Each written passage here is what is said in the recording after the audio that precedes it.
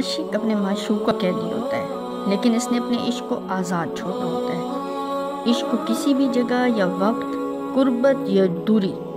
ان کی حد میں قید نہیں کیا جانا۔ عاشق نے ہمیشہ آزاد اڑتا ہوا عشق کرنا ہوتا ہے۔ عاشق کہیں بھی ہو، کسی بھی طرح کا عمل کرے یا کوئی بھی معمول یا معاملہ نبھائے، وہ ہر شے سے بے نیاز، سب کچھ صرف اور صرف اپنے معشوق کے لیے کرتا ہے۔ عاشق کا اٹھنا بیٹھنا، سونا جاگنا، سجنا سنورنا، تنہائی اور محفل، غرض کے ہر شے صرف اور صرف معشوق کے لیے ہو۔ اسے کہیں بھی کچھ بھی کرتے ہوئے یہ نہ لگے کہ وہ معشوق سے ہٹ کر بھی کچھ کر رہا ہے، چاہے کہ ظاہری طور پر معشوق اس وقت پاس ہو یا نہ ہو،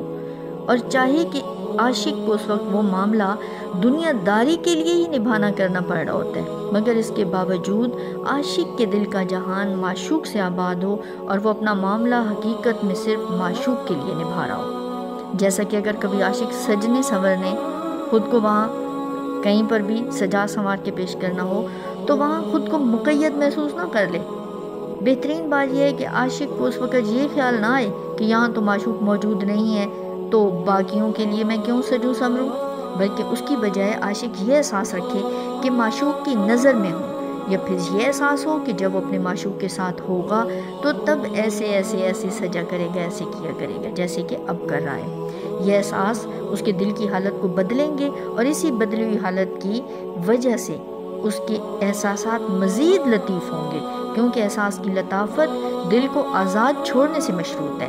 جب اور جہاں عاشق نے دل کے احساس کو کسی بھی طرح کی قید میں رکھا، وہاں عشق آزاد نہیں رہے۔